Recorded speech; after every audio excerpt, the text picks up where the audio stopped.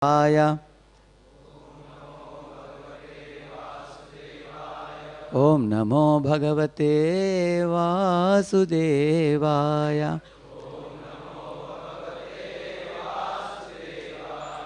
Om Namo Bhagavate Vasudevaya.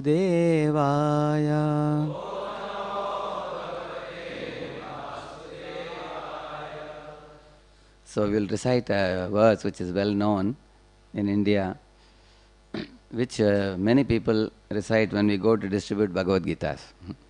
Karmanyeva adhikaraste ma phaleshu kadachana ma karma phala heturbhur ma te sangostva karmani.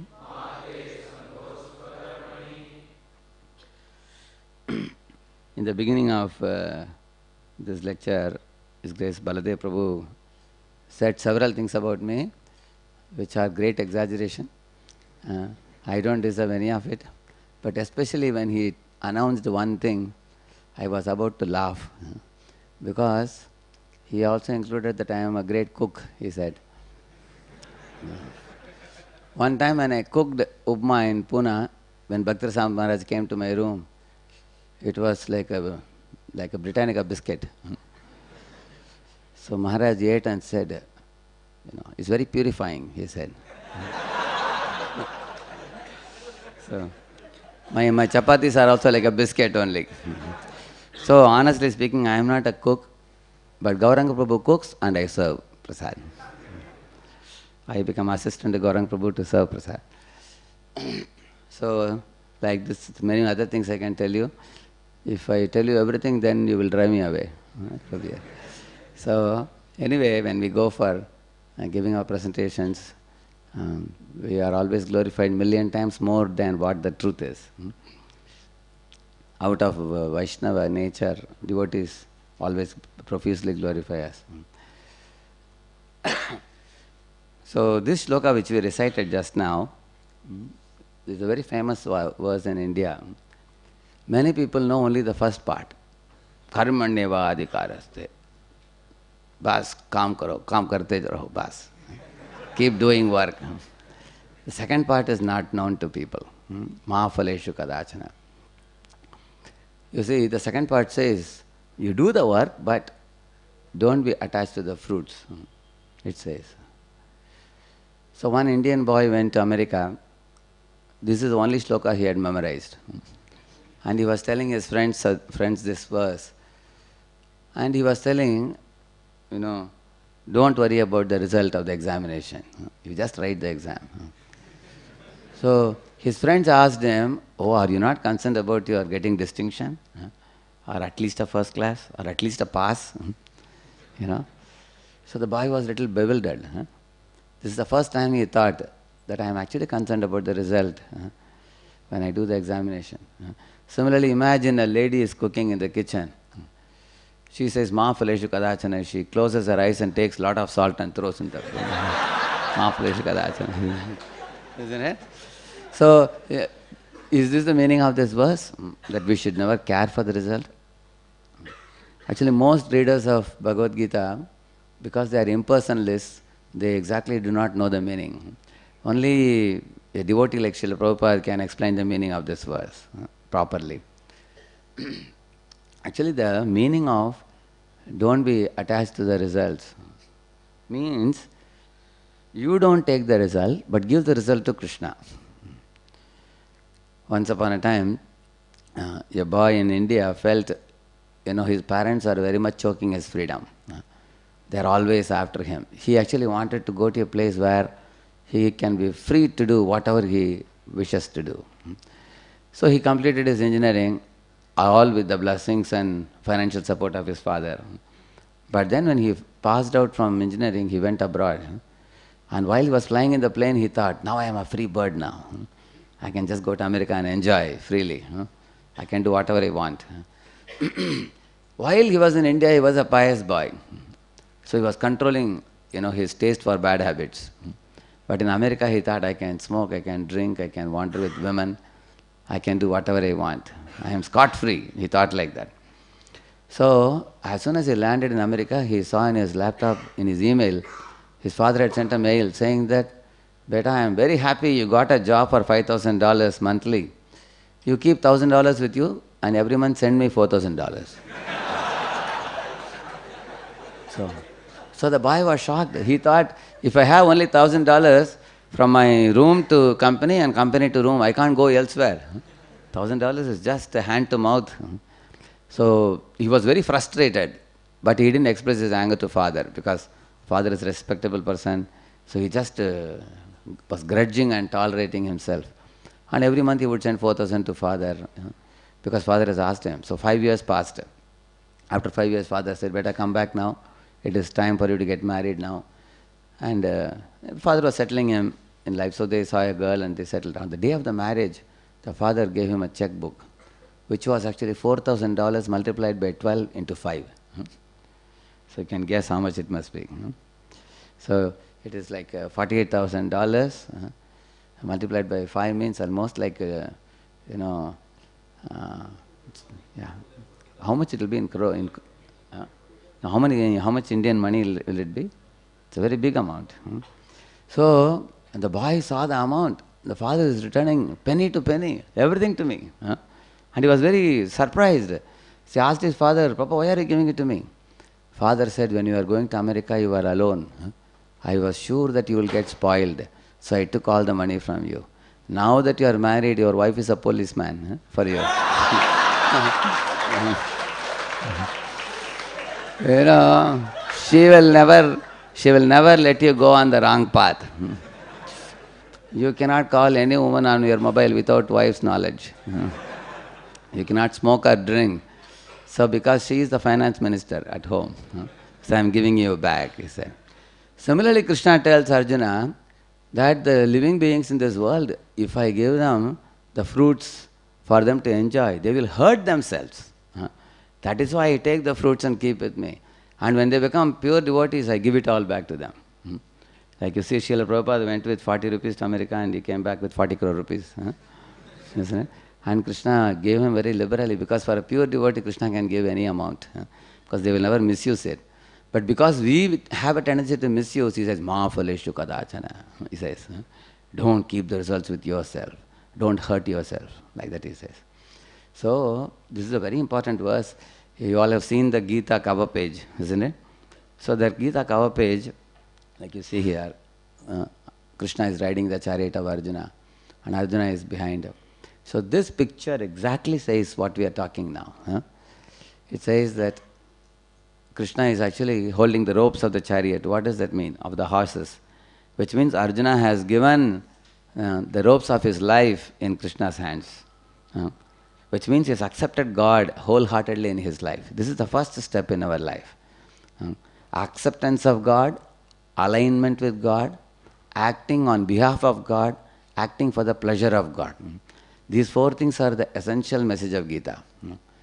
So first, acceptance of God means we hand over our life to Him, which means we agree to be guided by Him. Arjuna is telling Krishna, "Krishna, take my chariot and drive the horses. Whomever you tell me to fight with, I will do. You want me to fight with Nivata Kavachas, I will fight. You want me to fight against Karna, I will fight. Whatever you say, I will do."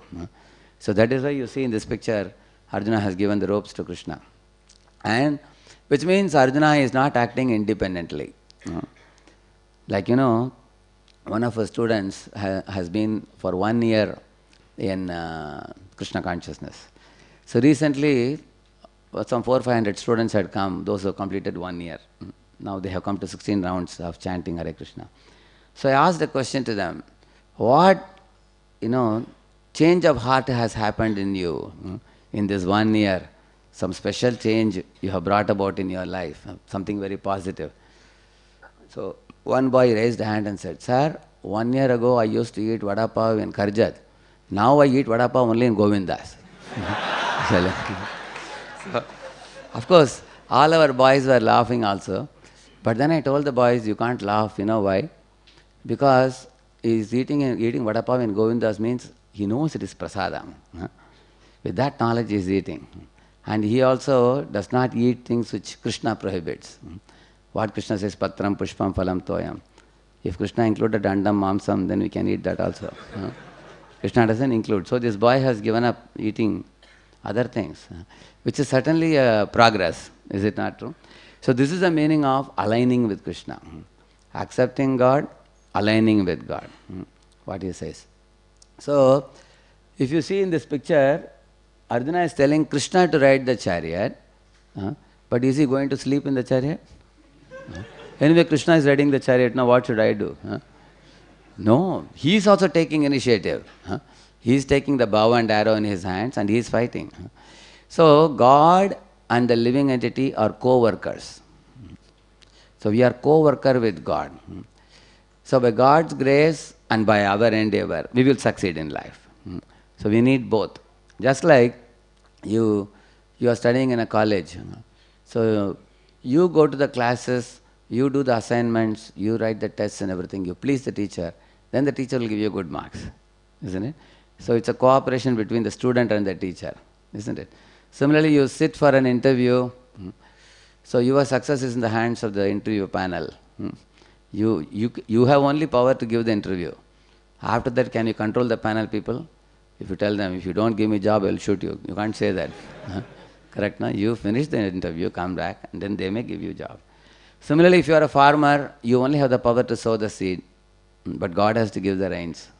When He gives the rains, then it will grow. Then the plant will grow and fruits will come. In this way, you will find our role and God's role is always there in everything in life. Even the students who say good luck, bad luck and all that they say, good luck doesn't fall from the sky. Good luck has a good luck awarder. God is a good luck awarder. Only foolish people think good luck or bad luck comes of its own accord. Just like if a child were to stand in the airport, the door would open. That doesn't mean like if you ask a child, how is the door opening? The child may say that because I have to go inside, it's opening. But there is a sensor, isn't it? Like first time when I went to airport, I wanted to wash my hand in the wash basin. I asked the cleaning man, where is the knob? There is no knob in the top. He said, no, you put your hand, water will come. I said, is it magic or what? He said, I also don't know how, but if you put hand, water will come. So, anyway, I had faith in him, I put and the water came. But then, you all know why the water is coming, because we are blocking a sensor path and water comes. So, there's a pre-arrangement there. It is not by chance. There is similarly, the airport door opening is not by chance. There is a pre-arrangement. Similarly, the Pujari's altar door opening is not by chance. Pujari opens it. Is it not? Sometimes two Pujaris are hiding behind the door and slowly opening. It appears like door is going on its own. So, behind everything there is a pre-arrangement. There is a pre-arrangement. So, Arjuna is not telling Krishna, anyway Krishna, you are there to take care of me. You are riding the chariot, you only fight the battle. I will go to sleep. He doesn't say that. If Krishna were to fight the battle, Mahabharata, the whole book will be only one page only. What it will say? Krishna came in the beginning of battlefield, all the people were blowing their shang, and Krishna took his Sudarshan Chakra and cut off the heads of everybody. And thus ends Mahabharata. Isn't it? And Krishna didn't do that, although he was capable of doing it. Do you think he's not capable? He was capable. But Krishna wanted Arjuna to endeavor also. Actually, Krishna never told Arjuna that you won't have any trouble in life. He told him, you will have trouble, but if you think of me, I will come. And I will be there to help you. Arjuna may say, why should I think of you and why should you help me? You only take care of everything. No. Krishna says, then only there can be Leela between Lord and the devotee. So, 18 days war and Krishna is with Arjuna and many wonderful exchanges happened between the two, intensifying the love between the two. Between the two great friends of the world has ever seen, Krishna and Arjuna. So in this way, do your best is our part and leave the rest is God's part. So both are there in this. That's why this picture of Krishna Arjuna in the chariot, it teaches us a very great lesson in our life. That we should do our part and then God's blessings will come in our life and in whatever way it comes, we have to accept it. So, you can go to the next one, Prabhu. Yeah. So there are two formulae in this. If you remember these two formula in your life, you will develop a great courage and confidence in life, and you will become free from depression. Very nicely if you understand it and apply it in your life. Because this formula is said in Gita itself. First, he says, do your best. Your best is not the best. See, the best is superlative, whereas your best can be anything. Like, Hanuman is also helping in building the bridge, Setu Bandha. Squirrel is also helping. So, squirrel's best and Hanuman's best are different, isn't it? It varies. But both their service is acceptable to Lord Ramachandra, isn't it? In fact, Lord Rama took notice of Hanuman's service and he put the 3 lines on the back of the squirrel's body, isn't it? So, in order to appreciate the squirrel. So, we have to do only our best. Our problem is we don't do our best. We are more worried about the result. Because, for example, even while studying for an examination, a student always thinks about the results of the exam. Like somebody is studying for GRE TOEFL. They open the GRE book, they see aeroplane there, flying to America. Of course, you can go in aeroplane only if you get good marks. Otherwise, how can you fly? So, the problem is our mind rushes to see the result, good result. Some students are very strange. Even during the preparatory leaves before the exam, they will go around asking the other friends, how much you have studied, how much you have studied. They won't study themselves. That is why we should do our best. Correct, no? We should do our part. Because we have been given with some amount of ability. That part we should do. At the same time, we should know it is not totally in our hands. Like it is said, God helps those who help themselves. We have to certainly do our part, but at the same time we should know that our part, our contribution alone is not everything. Nowadays, modern man is so much proud. He thinks that, where is God? Show me God. I don't care for God. Everything is in my hands. This kind of arrogant ideas have come in the modern times. And modern man thinks that, we can, because he has made some progress in science and technology, he thinks he can do anything. But if you very carefully see, our power is very limited. Like Prabhupada was standing in Honolulu near the ocean beach, and the big jumbo jet aeroplane was going in the sky.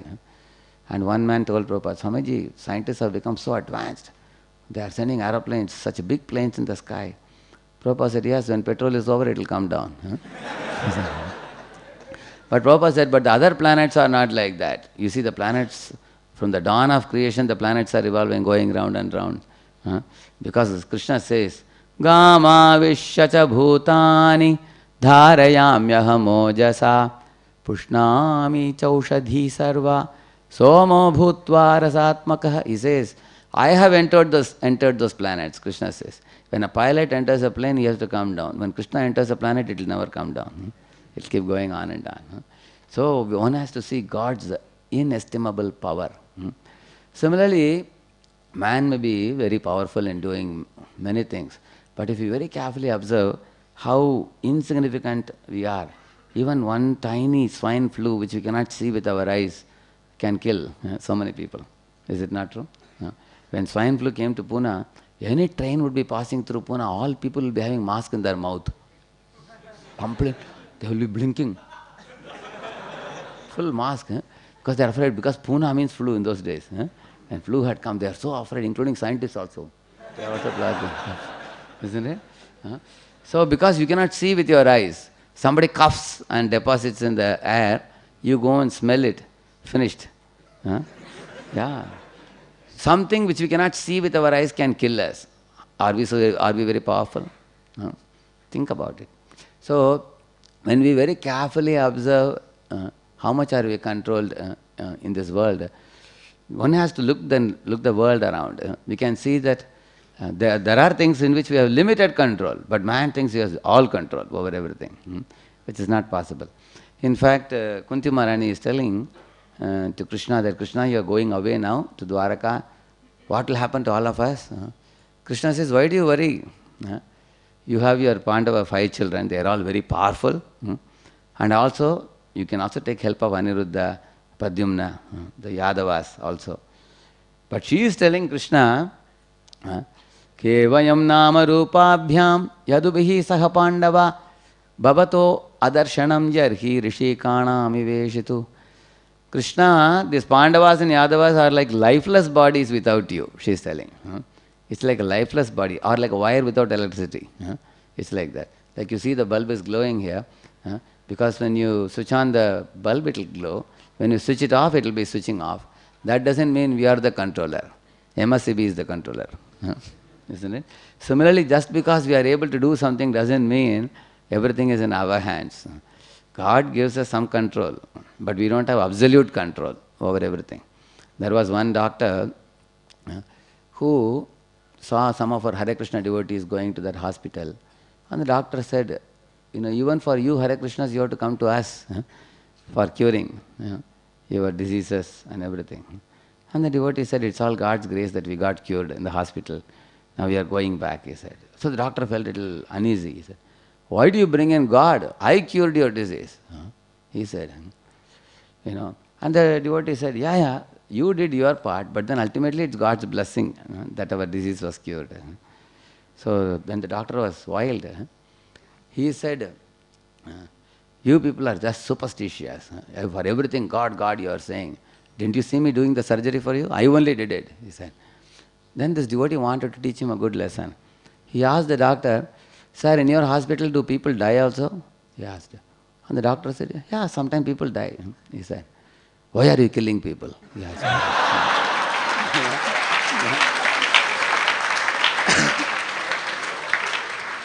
So the doctor got shocked.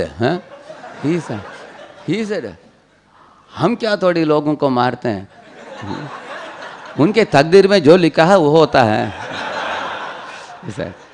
So then he told the doctor, अरे वो लोग मर जाते तो तकदीर में लिखा है, अगर बचाते हो तो आपने बचाया. ये क्या लॉजिक है? So what is this logic? When people are saved, then you saved them. When people die, then God has killed them. This foolish, childish logic. So intelligent doctors, they will recognize God's hand. I went to Apollo Hospital in Delhi. There was a very good gentleman, one Agarwal. So in his table he has written, I treat, God heals. It was such a wise statement. So he had a Bhagavad Gita also with him. So that fellow knows the philosophy properly. Do your best and leave the rest. I treat, God heals. This is the right logic. So in our life also we should know, ultimately the sanction is in God's hand only. It's in Krishna's hands. Without his sanction, not even a blade of grass can move. So that leads us to that other part of the formula, which is give up, worry about the result. Actually, when we can give up our worry, when we actually know how God is very powerful and how He is supreme control and everything. So in the next few slides I have shown that. You can go to the next one. Yeah. Yeah, further. You can show the whole slide. Yeah. You see, whenever we do something, we have a desire to take the credit, always. When something wonderful happens, then people say, then you ask, who did it? I did it, I did it, I did it. Everybody will raise their collar. Then if some blunder has happened, you ask, hey, how did this blunder happen? Somebody else must have done it. Blaming means somebody else. And good thing, myself, raise the collar. This is the nature of this world. So, that is why you will see people have a desire to take the credit for whatever they do. Like one boy had done a project with 3 other students also. But he told in the interview panel that, sir, actually I only did the project. The other boy only typed it. One boy did only binding of that. And one boy just carried it from the shop. That's all. Rest of it all I did. So his idea was he wanted 200 out of 200. So the panel people told him, Acha, you did the whole thing.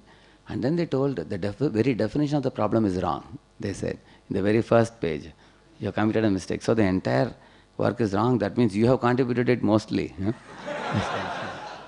Then he was bewildered and they proved to him. And then he cried out and said, sir, please honestly believe me, I only did only small part of this work. So In this world, there is a desire for grabbing the credit, you see. That is why first it's written from doership to divine. We should be able to see the hand of God, how it is by His grace that things happen. So we cannot do anything without His sanction. And we have to eliminate the false ego and the doership feeling while doing the work and after completing the work also. So, while doing the work, we should think, I am servant of God. And as soon as we complete the work, we should give the credit to God. Like, when people praised Prabhupada, Swamiji, what a laudable work you have done. You went to the West and spread the movement all over the world. Prabhupada would immediately give the credit to his Guru. He would say that, it's on the order of my Guru, Bhaktivedanta Saraswati Thakur, I went to the West and preached Krishna consciousness. On the day of Bhaktivedanta Saraswati Thakur's appearance, Prabhupada cried tears and he said, all of you, my American boys and girls, and my disciples, it's only by your help I could expand this movement. So, Prabhupada deflected the credit either to his disciples or to his spiritual master or to Krishna. And he says, I am like a puppet in Krishna's hands. And he is making me dance. Like that he says. In fact, in case you want to get a deeper insight into this, you can read the 11th chapter. There is one verse. Krishna says, Tasmat pamuttishta yasho labhasva jitva shatrun bhungshvarajyam samriddham mayaiva yete nihita purvameva nimittamatram bhavasavyasachin. Arjuna, in my universal form I will show you how all this Bhishma, Drona, Karna, Jayadratha, Duryodhana and company, all of them, all are going into my mouths, flaming mouths. Understand, Arjuna, that mayaiva yete nihitaha purvameva. I have already killed these people before. Then Arjuna may ask, then what am I doing? Isn't it? Krishna says, nimitta matram bhavasavisachin. You are only a nimitta only. In fact, this is Dharma Yuddha. And the Vijay and the victory is going to be obtained by those who follow Dharma, namely the Pandavas. And the Kauravas who don't follow Dharma, they all will be finished, and I can show you in my universal form. Like this Krishna said. Which means, by saying this, Krishna has proved that how much bigger hand he has in this work. Because if Krishna has killed all of them, then Arjuna became very confident. Because Krishna, this is your will, it's going to happen, 100% is going to happen. I will simply become an instrument in your hands. And I can very easily kill them because you are the ultimate doer, I am only your instrument. For example, say I am living in a room, so you come and batter the door. When I open the door, so you can say, what will you say? Radheshyam Das opened the door, correct, no? You will say. Or you can say, Radheshyam Das's right hand opened the door, you can say. Or Radheshyam Das's index finger and the thumb, both of them opened the door, you can say. If you see like this, two people may do a project together, but ultimately, because they are part of God, God only does it. So, in this way we can see we are only a tiny part and parcel of God. And we have no independence. We are dependent on God. So, when God sanctions, then only we can do anything. And that's what Lord said. What you are doing, Arjuna, is simply beating a dead snake. Sometimes in our villages we used to have snakes. So one time, all of our friends, when we were small boys, we heard a snake is moving from one house to another. So we all jumped on the table. Everybody jumped on the top of the table and ready with a stick in case it comes. But afterwards the news came that the snake was killed. Then we all ran, everybody. After the snake was fully dead, we took our stick and bet the snake also. And next day we went to school and told our friends, I killed a snake, So, like that, Arjuna also understood, I am only beating a dead snake because Krishna has done most part of the job in the Kurukshetra battlefield. And throughout Kurukshetra battlefield, you will see how much Krishna helped the Pandavas, you will see. That is why we should not have the doership feeling. Because why we should not have doership feeling? There is one conversation between Krishna and Jambavan, You all know Jambavan. And Jambavan actually Jambavan is the Lord's devotee, Lord Ramachandra's devotee. But he was also in Krishna Leela. Somehow or other he thought Krishna has come to take the Shamandaka jewel. So he started having a stunt with Krishna. So 28 days they were punching each other and having a fight. And when Jambavan punched Krishna, Krishna was laughing, enjoying. But when Krishna punched Jambavan's all nerves broke down practically. His whole body became like a balloon without air. He completely collapsed. And he thought, he told Jamban, my dear Lord, nobody in this world can beat me down like this. You are so mighty, powerful. You must be Lord Ramachandra, he told them. And then, at that time, Jamban told, in this world, people, those who are scientists are so proud of some inventions. But who has given them the brain? Einstein didn't create his own brain. God gave him the brain. Nor can Einstein create brain for someone else. It is God who is the giver of the brain. God who is the giver of hands and legs and eyes and ears and nose and everything. You have given us the senses. You have given us the brain. And you have given us all this Panchamahabhut and everything. And the scientists are taking it and they are processing a little bit and saying that we did it, they are saying. Isn't it? But actually it is you, my Lord. Just like in a mobile, if you see, you can talk in your mobile from here to America, isn't it? But how you are able to speak? Because there are waves which carry the message. Did we create those waves? God created those waves. If those waves are not created by Krishna, then our mobile will be like the the box which children use for keeping pencils and all. Our mobile will be like that mobile only, without these waves. So we are depending on God's support, and man claims that I did it. We haven't done. Without God, in fact, even the materials and everything we use, everything is provided by God. So Jambavan's logic is very, very powerful. And then Krishna massaged Jambavan again. And again Jambavan became strong. After Krishna gave a massage to him. So Jambavan's discussion you can read, it's very interesting. He proves this point about how we are not the doer. Ultimately God is, Krishna is the doer. Yeah, next one.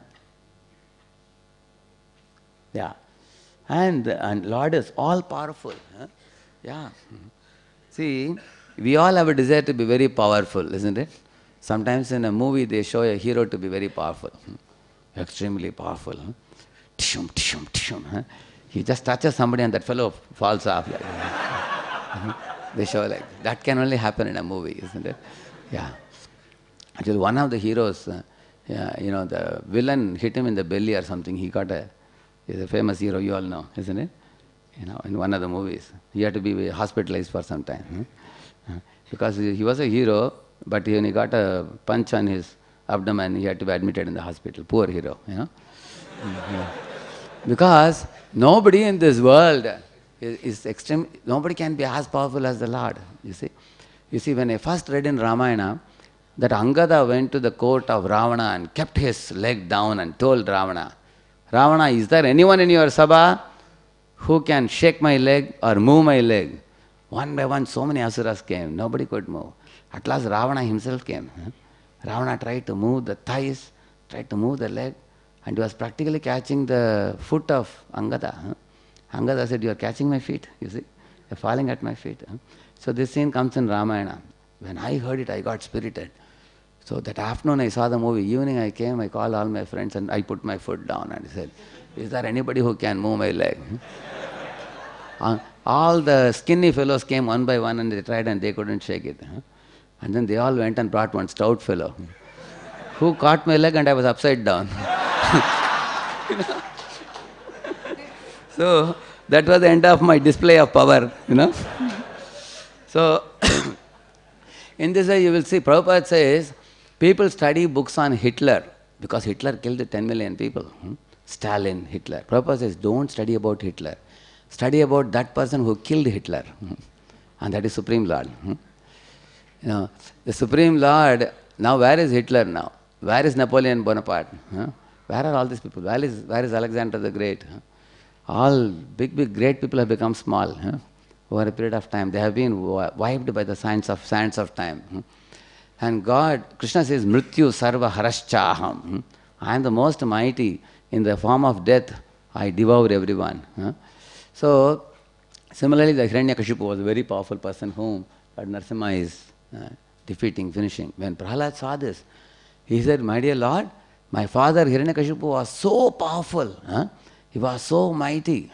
Simply by the twisting of his eyebrows, he could control the sun and moon and all the devatas. He was so mighty, so powerful. And now you took him on your lap and tore him to pieces like an elephant, stripping a sugar cane. So easily you have done it.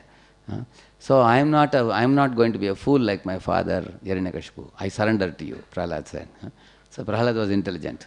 He understood how mighty is the Lord. So if you become Lord's devotee, you have the most powerful person with you. We are one and God is infinity.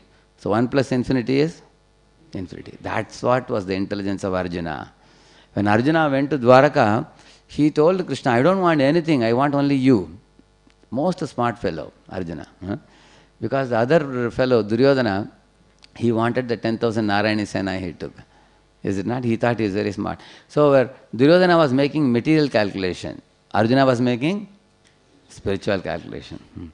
And actually, when Duryodhana was sitting by the side of Krishna, and Arjuna was sitting at the lotus feet of Krishna, when Krishna said, you see, I am not going to lift any weapons, and both of you decide, one of you choose me, another one choose Narayana Sena. So Duryodhana was raising the hand, I will choose. But Krishna said, you are elder in age, Arjuna is younger. So the younger person should be given the first chance. And Duryodhana became afraid. By chance, if Arjuna chooses Narayana Sena, what will happen? What will I do with this useless Krishna? I was thinking like that. At that time, Arjuna, without hesitation, told Krishna, I want you, he said. And Duryodhana was so happy. He thought this sentimental fellow has made a wrong choice. Very nice. And then he told, oh Keshava, what can I do? I am only left with 10,000 Narayana Sena people. Bye bye, thank you. And Duryodhana went back very happy, thinking I am very smart. But he was a fool because he made a wrong calculation. Similarly, modern day educated people only consider the material calculations. They don't make the spiritual calculation. But those who are devotees of God, they are the most mighty in their confidence and courage. Why? Because they have God on their side. So, Jayatu Pantaputranam Yesham Pakshe Janardana. The victory came to the Pandavas on whose side Lord Janardhan was present. Although Pandavas were 5, Kauravas were 100, the victory came to Pandavas because Krishna was there with them. So it is said. So, Lord is all powerful. Next one. Yeah, one more. One more. One more. Yeah. Yes, God is all knowing. Yeah. You see, one time in the Mahabharata war, Duryodhana was very unhappy with Bhishma Pitamaha's performance. Duryodhana had a suspicion that maybe, the previous one, maybe Duryodhana thought, Bhishma has a soft corner for Yudhishthira and other Pandavas. And then that day in the tent, Duryodhana told Bhishma, he wanted to sort of insult him, and especially Kshatriyas, if you speak some insulting words, they get aggravated, So he wanted to shake him up. So he told Bhishma that, go grandsire, you are not exerting yourself fully. You have a soft side for the Pandavas. Although you are on my side, you are in no mood to kill them. I know it very well. If you don't want to do that, get down. Let Karna fight the battle. Karna has said that unless you get down, he won't fight. If you are unable to do this, let at least Karna accomplish it, he said. And Bhishma became extremely angry. Bhishma said the Pandavas are all virtuous and they are guided by Lord Krishna, who is the father of all religion and virtue. Who can defeat them? Their virtue is protecting them. Dharmo rakshati rakshataha. They are being protected like that. But still, because you have asked me like this, you wait and watch. Tomorrow I will kill all the Pandavas.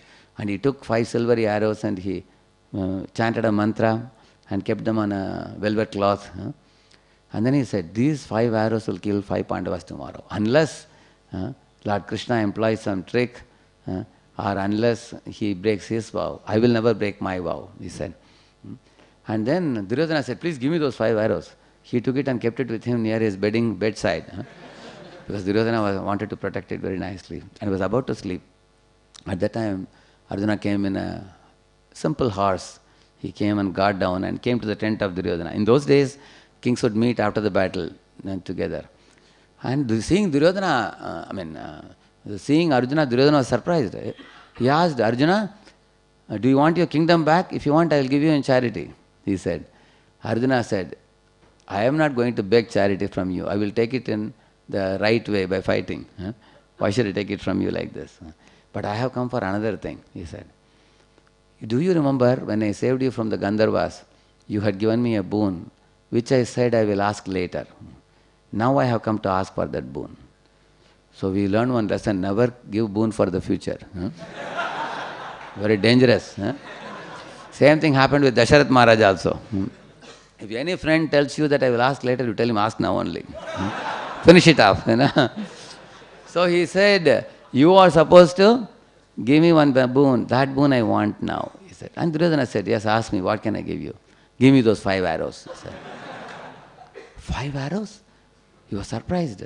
So he went and brought those 5 arrows and gave it to him. And Duryodhana was perturbed.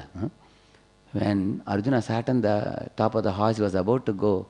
Duryodhana stopped him and asked him, Arjuna, wait a minute. How did you come to know of these 5 arrows? And Arjuna said, how can I know? It's all Krishna who told me, he said. And that night when Duryodhana was about to go to bed, he offered obeisances in his bed and said, maybe Krishna is God. He's all-knowing. Practically all the top secrets he knows. So maybe if he is God, let me offer him namaskar. And he did namaskar. Only one namaskar he did. After that he continued his nefarious business after that. But the point I told you this is why? Because Krishna is? Yes, there is nothing he does not know. He is all-knowing. He is in your heart, he is in my heart, he is in everyone's heart. There is nothing he does not know. Which means, if some suffering comes in our life, do you think he is aware or not? Yes, he is very much aware. Some people think that, how can God be so cruel? Suffering is coming in my life and he is not taking any action, immediate action. They want God to sit at their right side and as soon as suffering comes, remove the suffering immediately. God has a purpose. We will come to that point subsequently in the future slides. But we should know that he is fully aware of everyone and everything, and he knows even our desire, my desire, your desire, everyone's desire he knows. For example, here Radha Gopinath is standing in the altar. If somebody is there near Prabhupada, that side, they are talking to each other, they can exactly hear what they are talking. Whereas myself sitting here, I cannot know what they are talking.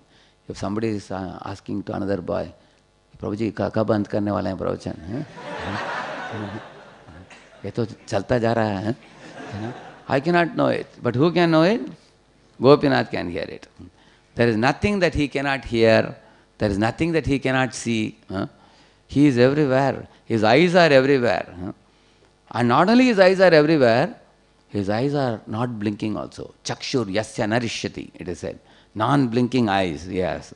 And his sarvata pani padam tat sarvato akshi shiromukham sarvata shrutiman loke sarvamavritya tishtati. Sarvamavritya tishtati means he is there in every place, everywhere. You might have heard this story of that Gurukul boy. One guru gave mangoes to all his disciples and told them, all of you go somewhere and eat this mango and come, but nobody should watch you. So one boy hid in a blanket and ate the mango and came. One boy hid himself in a bush and ate and came. One boy went inside a room, bolted the door and switched off the light and ate the mango and came. But one boy came with the mango and said, sir, where is a place where God is not watching me? God is watching me, but I cannot see him. But I know that God is watching. I am sorry, I couldn't find a place, so here is the mango. And the Guru said, you are the disciple who has fully become realized, he said. So God is all-knowing. By knowing this, God is all-powerful and he is also all-knowing also, yes? Oh, he is an ocean of love and compassion. You all know this. You know what is this picture? When Bhrigu Muni was testing who is supreme, he went to Brahma and he insulted him by not offering namaskar to him. Brahma became angry. He insulted Shiva by words, by telling Shiva, don't come near me, don't embrace me, your body is shabby. Look at you, you are wearing all this ashes and everything. So Shiva took his Trishul and chased after him and Bhrigu ran away from there. Isn't it? And then Bhrigu came to Vaikuntha and he went straight to Lord Vishnu and kicked him on his chest. At the time Lord Vishnu got up and he massaged the feet of Bhrigu and said, oh Bhrigu, my chest is hard like a stone and your feet are soft like a rose. I think you must be feeling some pain. Let me massage your feet. And by you putting your feet on my chest has become holy. And I think, by the way, Lakshmi will be very happy, because she resides here. My chest has become more softer by, by your feet of your association with your feet, and these kind of things Lord Vishnu was speaking. And Bhrigu started crying tears, seeing the humble nature of the Lord. Lord is extremely soft-natured, and that is why He doesn't see any caste, creed, color, nationality, anything. Lord accepts everybody. You can be from any caste, higher caste, lower caste. Like you all know, there was a great devotee of Rama called Guha, correct? And he was born in a very low caste called Nishada caste. So when Lord Ram went, he had to cross the river. At that time, he wanted this Guha to help. So Guha took Lord Ram to his house. He actually, because they are Nishadas, he had brought some fishes mixed with some honey, and he gave to Ram. And Ram saw that this is non-veg, I cannot eat. Lord Ram said, I have accepted your love. Guha, thank you, he said, and he gave it back to him. And then Guha, next day morning, of course that night something happened also. When Ram and Sita were sleeping at night, Guha was little worried about Lord Ram's safety, because he thought Lakshman is carrying the bow and arrow, He was little worried. He thought that Lakshman may harm Ram, So he also took a bow and arrow in his hand. So in this way, Guha was going with bow and arrow, and Lakshman was going with bow and arrow. Both were going round and round, and both were Premi Bhaktas. Both were great loving devotees of Ram, and they were saving Ram from one another. Like that. Like, whole night they spent like that. And next day morning, when Lord Ram said, now I have to cross the river, can you please help me? At that time Guha said, my dear Lord, I heard that you, in the frontiers of Mithila, you put your foot on some stone and the stone turned into a woman. Ahilya. This is very dangerous. If you put your foot in my boat and my boat becomes a girl, now I will have a daughter for whom I don't have any dowry with me. How will I get her married? It will be additional burden on me. So I cannot let you sit in my boat. And Ram said, then how will I cross the river? He said, but if I wash your feet of all dust, then I can allow you to sit. Lord Ram said, so be it. Then he washed Lord Ram's feet and he drank the water and he sprinkled it on the heads of all the family members. And he secretly smiled to his family members, I have tricked Lord Ram. In this way. And then he put Ram, Sita and Lakshman in the boat and took them on Nauka Vihar. Beautiful pastime. So he was a very low-born, Nishada caste. But Lord doesn't make any such pakshapat at all. He is attractive to everyone, and in fact, Lord Ram's associates are all the monkeys, isn't it? Lord Ram, actually Lakshman used to be upset with the monkeys sometimes because of their behavior, but Lord Ram was never upset. One time Lord Ram was sitting under a tree, and monkeys were sitting on the top of the branches. And Lakshman looked up and said, do you have any common sense? Then all the monkeys jumped down. And they also sat. And the monkeys were saying, see, we are monkeys, we are used to sitting in trees. We are not very comfortable on the ground, you see. So, this is very amazing, isn't it? But Lord Ram would simply smile. I heard recently, His Holiness Gaur Krishna Goswami Maharaj was telling a very interesting pastime. He was telling, when Lord Ram's Pattabhishek got over, and there was an invitation from Mithilapuri. Mithila, our Janak Maharaj had invited. But Janak Maharaj said, Rama, you come, bring all your brothers, bring all your associates. When the monkeys heard it, they said, we also will go with you. Lord Ram cancelled this program. Taking all these monkeys, if we go, they will create a big mess. Then after some months, again the invitation came. Then this time Lord Ram decided to go. Only only Lakshman was a little reserved. But then when they all went, Lakshman handed over the monkeys to one minister of Janak Maharaj, who gave them accommodation and everything. And the minister said, 1 o'clock there will be a bell and there will be lunch. Nobody should come before that. But one of the monkeys on the second day rang the bell at 12 o'clock only. Then all the other monkeys came running with their plates. Prasad, prasad, prasad. Then everybody was, then they were asking, who rang the bell? Then all the monkeys asked, who rang the bell? Who rang the bell? Who rang the bell? So, when Lakshman was becoming upset with the monkeys, Lord Ram was laughing exactly the way you all were laughing now.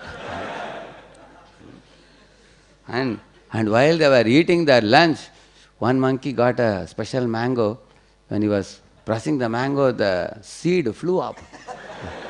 And the monkey said, for so many days we have forgotten jumping, jumping because of Lakshman's control. When I am seeing the seed jumping, I feel like trying to jump. So I will jump and show all of you I can jump beyond the seed also. And then when this monkey jumped, then all the monkeys jumped, everybody. And in this way, Lord Ram simply used to smile seeing this. So this goes to show how Lord Ram, with such monkey associates, he never took any offense.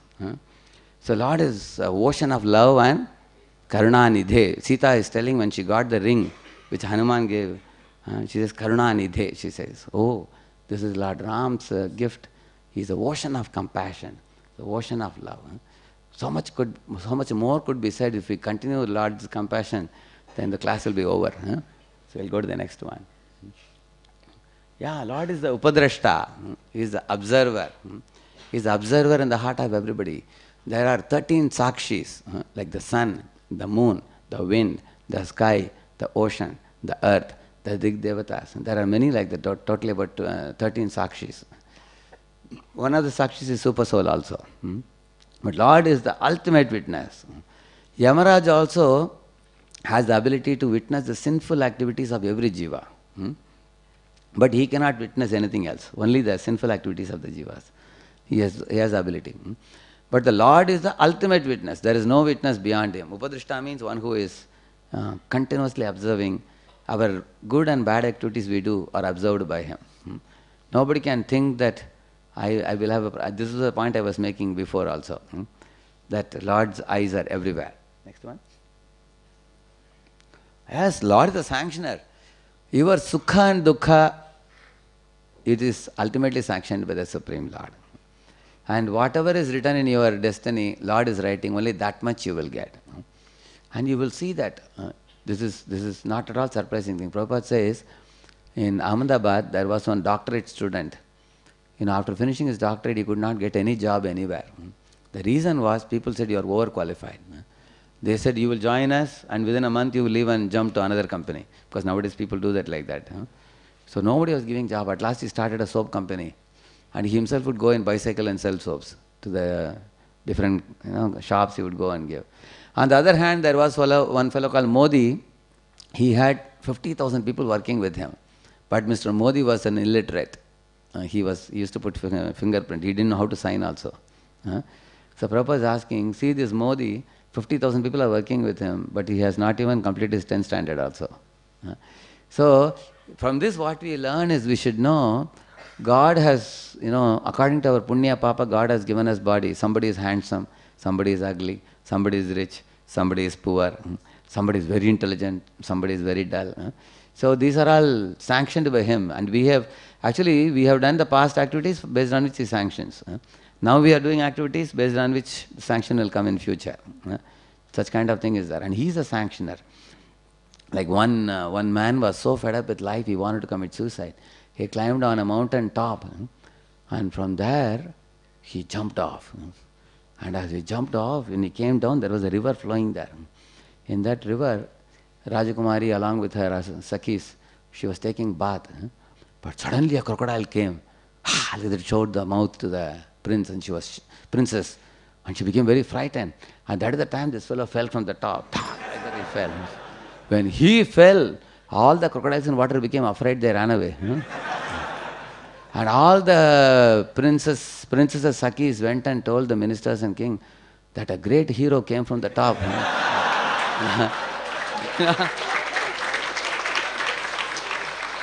They said, if he didn't come and save our princess, the crocodile would have swallowed her.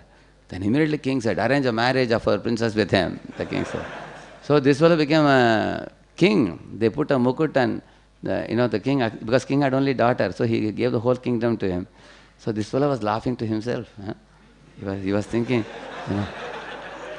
See, any of you students have an experience, like one of my friends in our college days, in strength of materials, He got 93 marks. And he secretly came and told me, hey, I only wrote for 40 marks.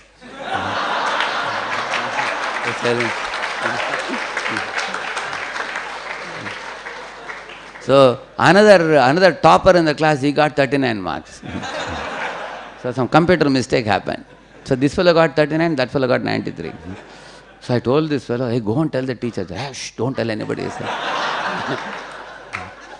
Good luck, he was telling. Good luck means, actually in this way you will see many times, how many of you had experienced sometime amazingly something happened in your life without much endeavor on your part, your experience.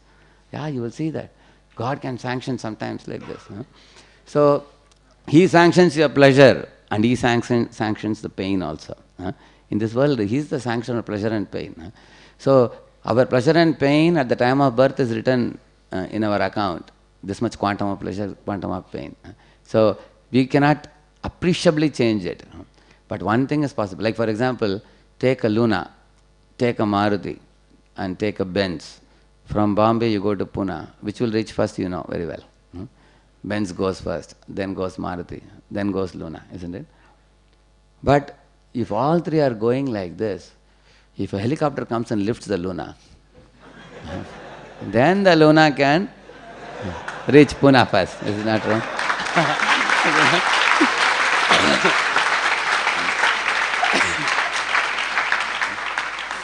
And that is what happened to Arjuna.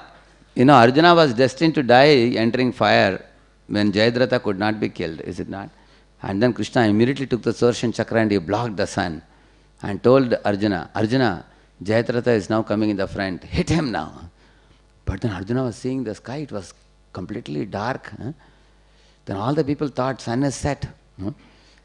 At that time when Arjuna hit Jayadratha, because Krishna told him, so he hit. Immediately on the Kaurava side there were loud sounds, fire upon Arjuna, coward! After the sunset he has killed Jayadratha, although he took a vow that after sunset he will not kill him. Although he is supposed to enter fire himself, he has killed Jayadratha. So they were all condemning and Arjuna was plugging his ears. Alas, for a Kshatriya, bad words, insulting words are more painful than death also. At that time, Krishna removed the Sudarshan Chakra. Again the sun was shining. And everybody was surprised. Kya ho gaya? Kya ho gaya? What happened? If God wants to change your destiny, nobody can stop him. Because he is the ultimate controller. And Krishna proved it. Not just once, several times. In the battlefield of Kurukshetra. So he is the sanctioner. Yeah, next.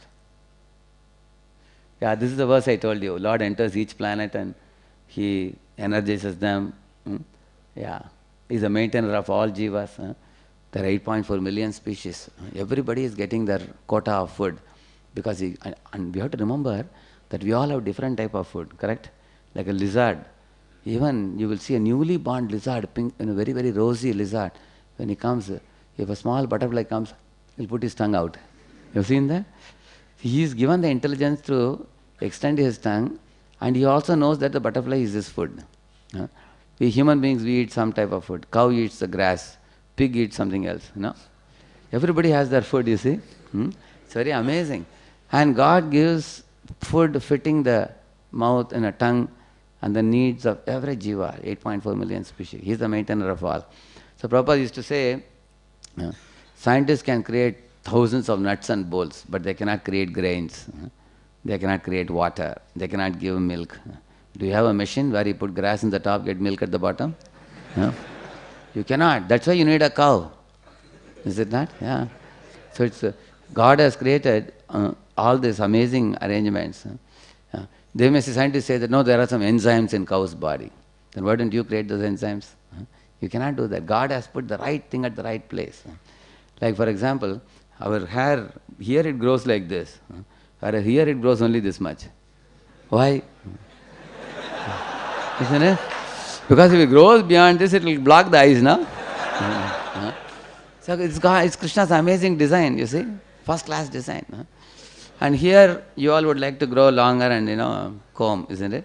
Comb yourself stylishly and everything. So Krishna is giving that facility, but here he is keeping. So some scientists may say, no, here there are some enzymes. But God has kept the enzyme in the right place.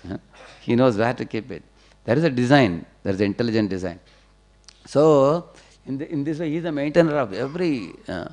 Even if you see, there is one particular frog which lives inside a rock. It's like elastic frog. You have seen that? From here, it can jump to the ceiling also. It's a very. It is not like the toad. Toad only jumps like this. That jumps like, 20 feet. It can jump like that. But that lives in a rock, and God knows how he gets food in the rock. God only knows actually how he gets the food. Because inside a rock, what food he gets? He survives for years together. Yeah, next. Yeah, next. Yeah. And also, in the Vishnu Sahasranama Stotram, it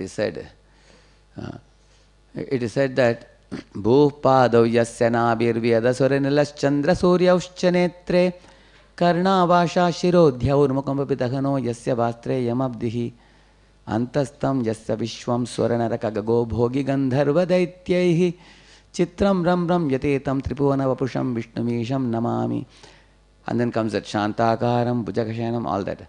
So this verse says, the sun and the moon are the two eyes of the Virata Purusha, which is also the Lord, for whom the mountains are his bones, the rivers are his veins, and the day and night are his closing and opening of the eyes of the Virat Purusha, and the Maya spell is his smile, and his front is religion, his back is religion, and the trees are the hairs on his body. Like that, there is Virat Purusha explained in the Srimad Bhagavatam. And that says that the sun and moon are the eyes of the Lord. So with sun, the Lord creates the vegetables, fruits, cereals and everything. With moon, he gives the juices, as it is said here. 6 types of juices, isn't it? Sweet, bitter, pungent, salt, sour, astringent. And amazing, these different tastes are provided by him. Go next one. Through this only he maintains all jivas. And then when we eat the different foods, when they go to the belly, Lord is residing in our belly as Vaishwanara Agni. This is one type of Agni. Like we say, Jatara Agni is the one which causes the hunger. And Vaishwanara Agni is the one which causes digestion to happen. You can ask the Ayurvedic doctors, they can tell you, this Agni is created in every living body. By the arrangement, Krishna says, I myself become this Jatara Agni and I digest. Scientists say, if you take one bread means, if you take a loaf of bread and take one slice, if you have to externally convert that one bread into blood, it will take you industries which will be a length of 3 kilometers distance. That much huge machines will require to convert it into blood. Of course, nobody would do that externally. But in our body, we are not just putting one piece of bread, we are eating quite a bit in the morning and afternoon and evening also, isn't it? How much is being digested, you can see. Krishna says, I am the digester, he says. Go to the next one. Yeah. And then 10 types of air with which he, yes. Next one. Yeah. If Lord doesn't help in digesting, you know what happens. We cannot even enjoy eating. That means with the sun and moon, he is giving all types of eatables for us. And then Lord also knows that our jivas have a tendency to eat too much. Isn't it? So he has given also some jadibuti also, medicines also. So that by eating the medicines we can digest. He has given spices also. Like you see, this ginger and pepper and so many kinds of spices. Because he knows the jivas have a long tongue, they want to cook nice items and eat. So he has provided all kinds of spices to make the food more tasty. Very amazing. And then he has given medicines to cure our diseases also. He has arranged the digestion also. So these are all coming in the 15th chapter of Gita, Purushottama Yoga. If you read, you will see, you can understand how Krishna is the maintainer of all. Yes, next one. Yeah, he is ultimately the supreme controller of everything. Yeah. And he is the supreme friend. Somebody may say, Krishna says, I am Sarvaloka Maheshwaram, I am the master of all the planets, and I am the supreme controller. Somebody may ask, are you frightening me that you are this, you are that? Immediately Krishna says, Suhridam Sarva Bhutana. Don't be angry with me, my living entity. I am your intimate friend. He says, I am here with you as super soul, only for helping you, to take you back home, back to Godhead. He says. Yes. And he says he's also shelter. Yeah, supreme shelter. And next one. This is the second formula. So what was the first formula? Do your best and leave all the worries to God. Now, how do we leave the worries? All these slides we explained what is the role of God in this world. If somebody knows God is almighty, all loving and everything, then they can also live carefree.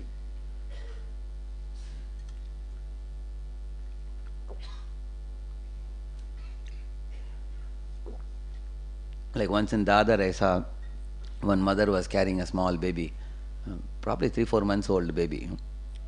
She had covered with a napkin also, and the child was peacefully sleeping.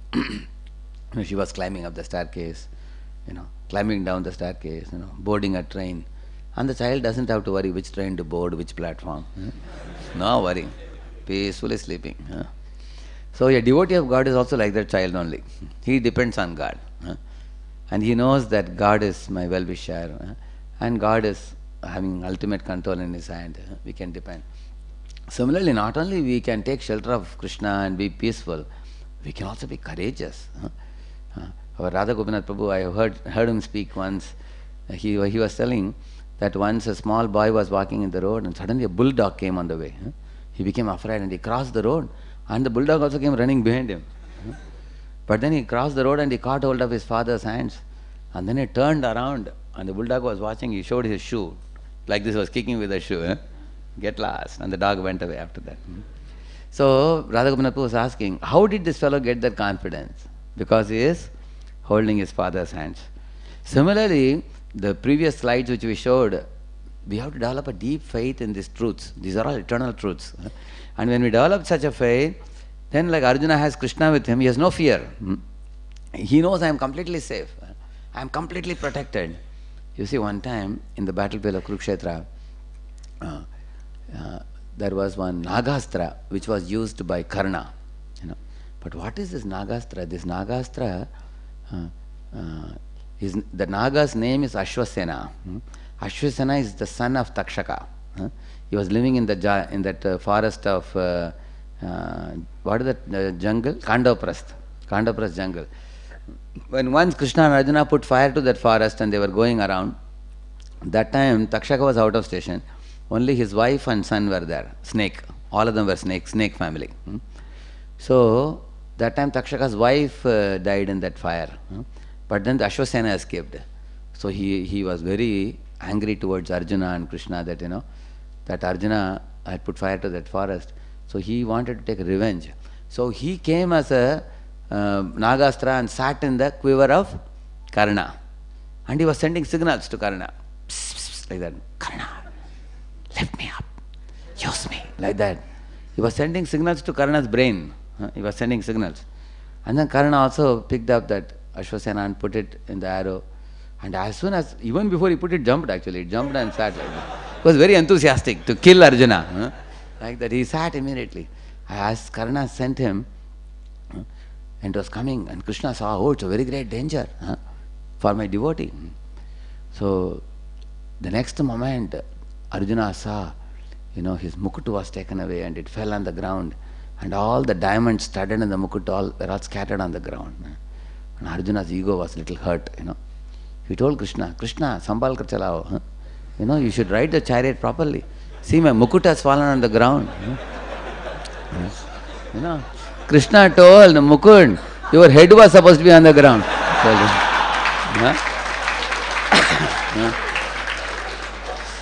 Krishna said, seeing that it is aimed at your neck, I pushed the chariot by 1 foot down.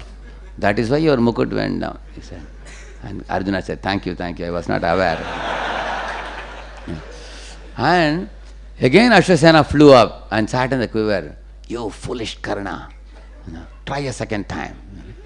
And this is the time Karna realized, hey, who is that? And Ashwasena, I am Ashwasena, I have come to help you. Help me? I need your help. Get lost. He threw him away. And Krishna told Arjuna, see, Karna's ego has saved your life.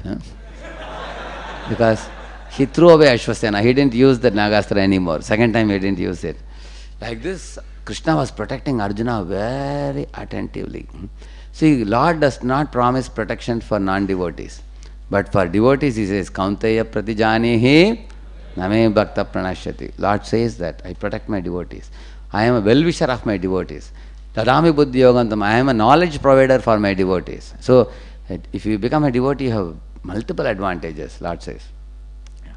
So, this is the second formula. We need a correct understanding of success and failure.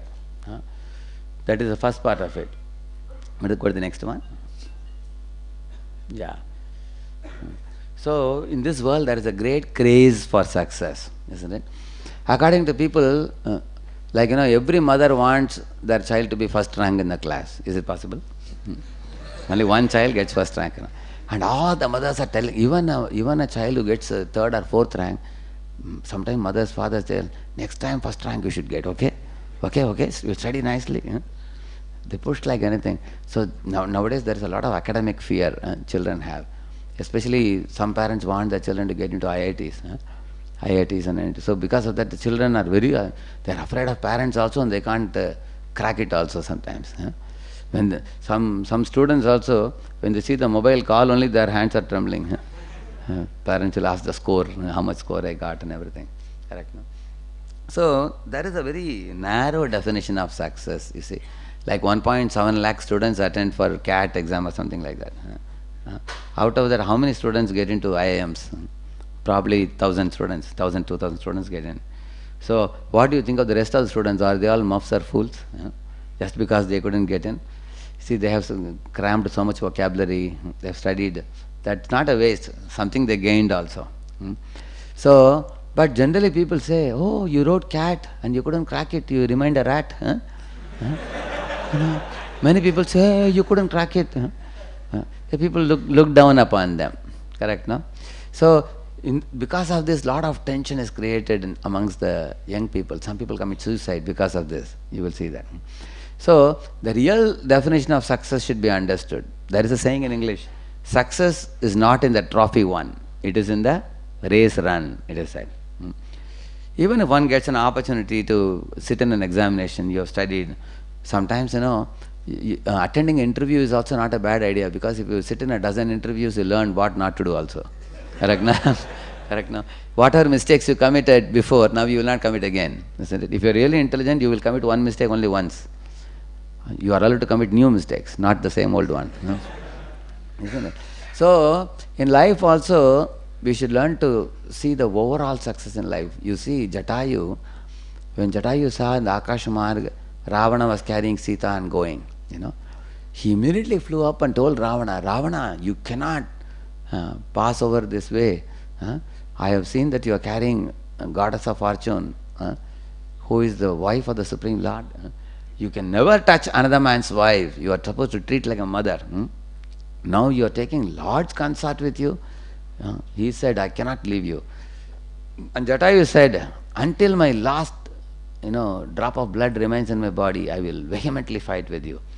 And Jatayu was very, very old eagle, extremely old. But still he flew up in the sky, and with his wings he was beating Ravana several times. And with his claws he killed the mule, and he tore open the kavach of Ravana also. And with his beaks he was attacking Ravana also. And Ravana thought, it's an old eagle, I thought it may not pose such a big problem. But seeing that Jatayu is very powerful, and Ravana also took his weapons and started fighting. So when he took the sword and hit the body of Jatayu, it started bleeding, and Sita would cover her face like this and cry. When Sita was crying, Jatayu was getting rejuvenated, more strength. He said, how can the mother of the universe cry? Then he attacked Ravana even more. And then Ravana cut off his wings, and Jatayu came falling down to the ground.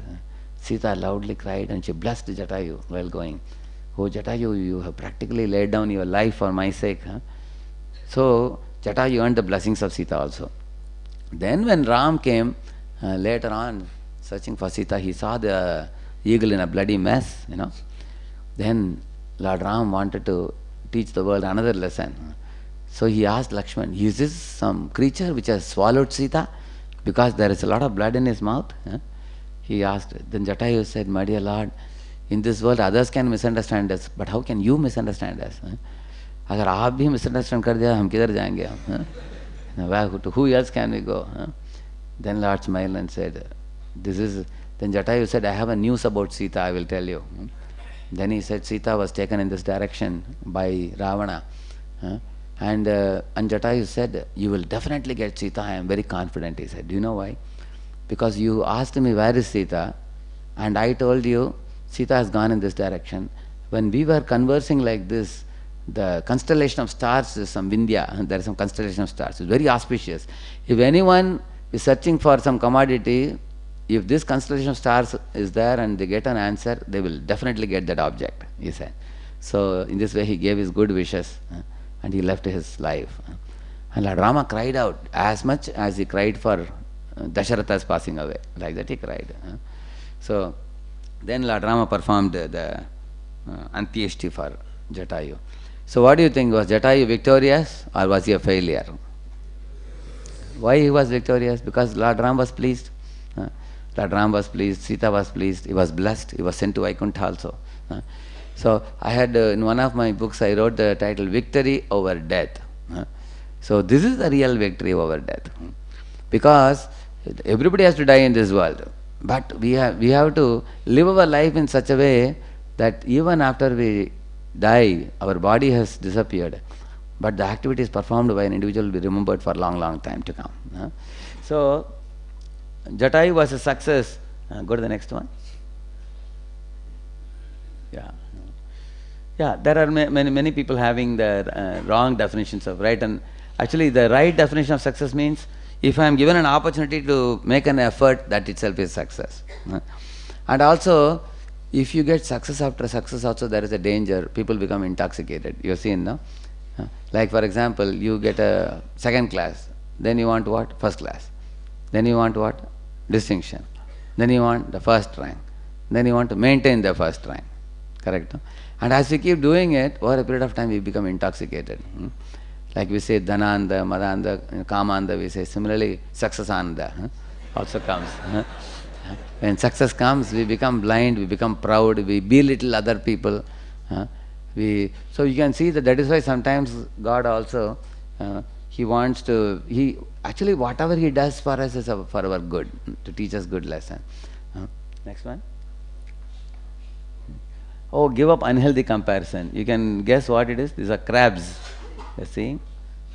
It is said, if you have a basket of crabs, no need to put any lid. Why? Because one crab will ensure other crab cannot climb outside. You'll keep them inside only. Similarly, people have a tendency that if I don't succeed, then that fellow should not succeed. If if he failed, then no problem. If I am failed, no problem. If he is failed also. This is called as unhealthy comparison. See, animals never make comparison. Animals never think, a squirrel never thinks, see the giraffe, how tall he is. He never thinks like that. Whereas in human population we find there is a lot of comparison. So because of this, you see somebody has a fair skin, somebody has a black skin, in this world there is differences between people. And everybody is trying to set their own target and come up to that target, because of which the whole world is in a state of competition, great competition. But what Krishna says in Bhagavad Gita, he says that according to our past karma, we are all given a particular model car. This body is like a model car. Some model cars go very fast. Some cars are mediocre car, like I told you, Luna and this Maruti and Benz, an aeroplane and all that. So we have a particular type of body. Everybody cannot be handsome. Everybody cannot be ultra intelligent. Everybody cannot be rich. And that's what people are struggling for. Nowadays the billboards and all they show, they try to create greed in people. Even people are watching Hollywood, Bollywood movies. Imagine if a man is watching a woman in Hollywood and he expects his wife to be beautiful like her. Or if a woman is seeing Hollywood, great heroes, and she wants her husband to be like that. So then both will be very frustrated, isn't it? Yeah. Because the expectation level is increased too much. And because the focus is on the dying body, perishable body. Body is simply a goni, it's only a sack. It will be finished, it will be given fed to the fire. But the soul is the permanent, undying thing. So in the Bhagavad Gita, Lord Krishna, right in the beginning only he said, Arjuna, you are not the body, you are the soul, Atma. So the real success of the soul is to become a devotee of the Lord. If you become a devotee, you don't have to worry about anything else. Other things, of course, you will somehow survive in this world, and you will pass on. And then when death comes, Ante Narayana Smriti, you will go back to Godhead. On the other hand, for being a devotee, you can be anybody. Hanuman was a monkey, he was a devotee. Jatai was an eagle, he was a devotee. Is it not true? Anybody can become devotee. And you are a man, you are a woman, you are young, you are old. God doesn't say, I am the most beautiful, so you also have to be most beautiful. God doesn't say. Lord doesn't say, I am Lakshmipati, so you have to be at least Karodpati. God doesn't say that. He doesn't place any demands on you. Imagine if Radha Gopinath says, I am the most beautiful, you should be beautiful like me. We cannot become his devotee. He doesn't put any condition. The only condition is, you should render some service and do that service with some love. That's all. That is why you will serve. Even a squirrel is able to serve Lord Rama, you can see, by throwing some dust particles. So, Shastras repeatedly make this point that serving Lord Vishnu or Lord Krishna is very easy. You just give one tulasi, Lord is pleased. You heard the story of how once Satyabhama and others told Narada, you cannot take Krishna out of Dwaraka. And Narada said, but I need Krishna to be taken out. They said, no, we will give you equivalent of Krishna. You take jewelry. So they took a taraju. On one side they put Krishna, on the other side they put all their bangles and necklaces and everything. Although all the queens put everything, it was a huge pile. Still Krishna seemed to be far more heavier. And it was like this only. Then when they called Rukmini, she just came and brought one tulasi from the garden and she put one tulasi. Immediately it went like this. Krishna went up and the other ornaments went down. So, you can purchase Krishna by offering one tulasi at his lotus feet. Is there anybody in this world, any great person who is satisfied with one small tulasi? You go to your IT company boss and give him one tulasi. Will he say, thank you very much? So it is only God is the greatest person and he is satisfied with the simplest things. Yeah, go ahead. Yeah, this is Jatai, I told you. Yeah, next one. Yeah, next one. Yeah, next. Yeah, this is the second part of the second formula. That God knows best. Be cool, my friend. That means, God knows best means what? Why He is doing what He is doing, He only knows. We don't know. And we should have faith that what He is doing is best.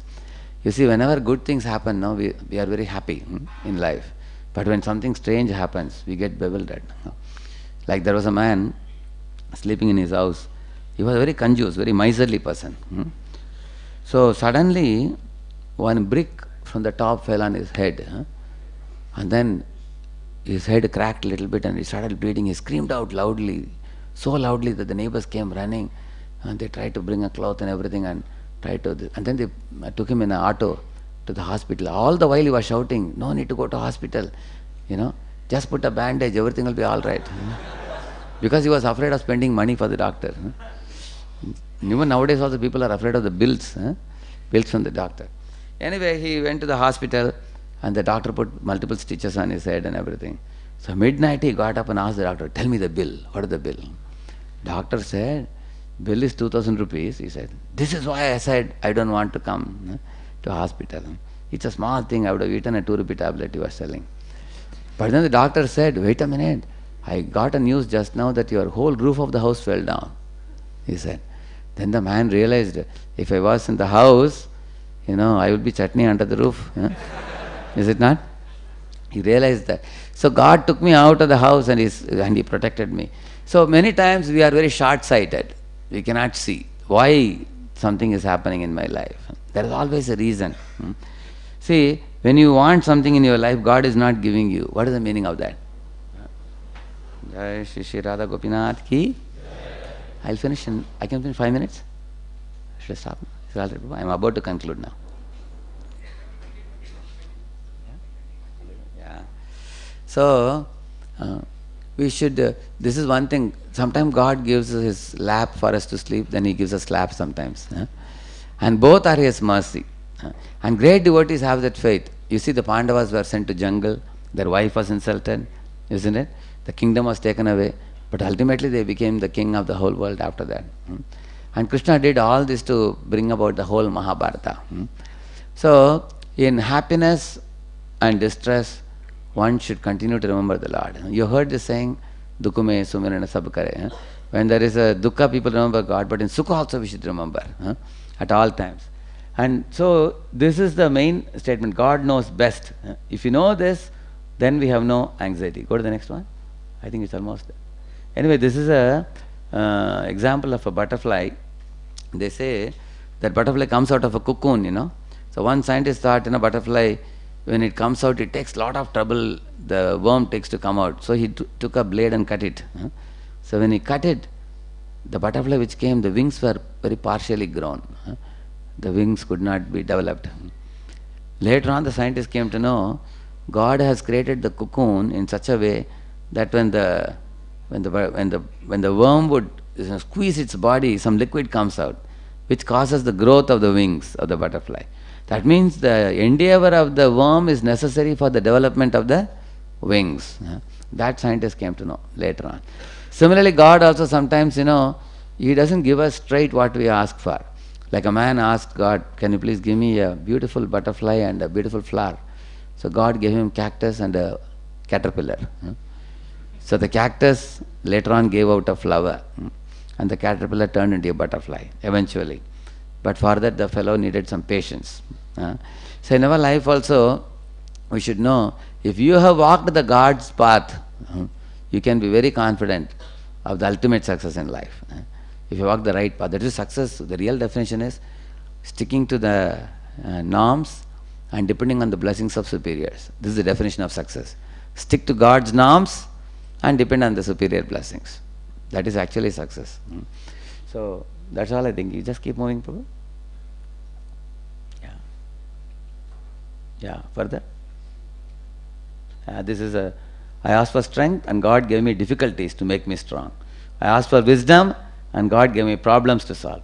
I asked for prosperity and God gave me a brain to work. Then, I asked for courage and God gave me obstacles to overcome. I asked for love and God gave me troubled people to help. Then we develop love.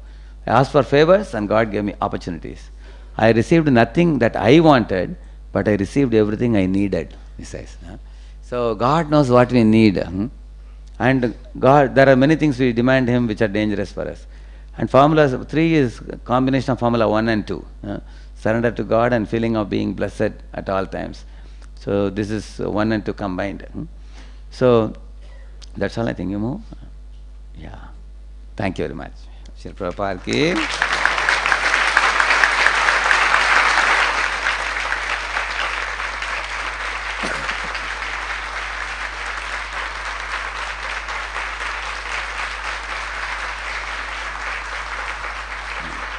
Hare Krishna.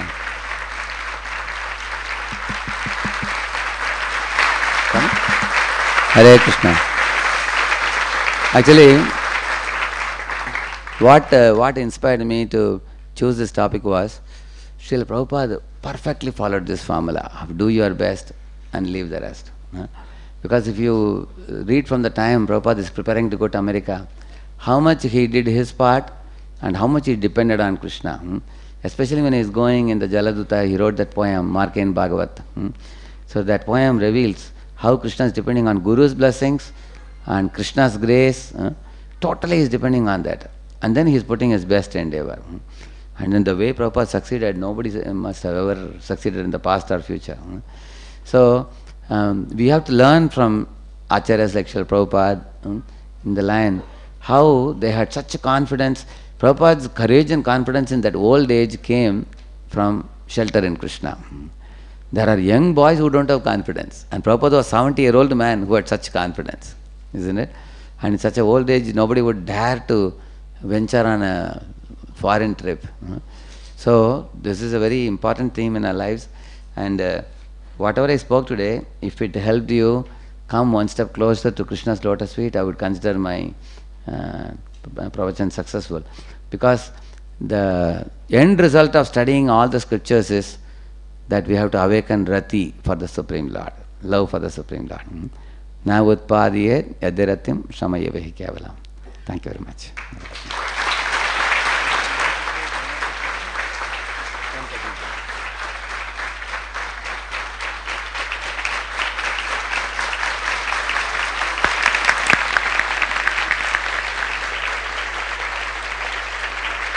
Hare Krishna.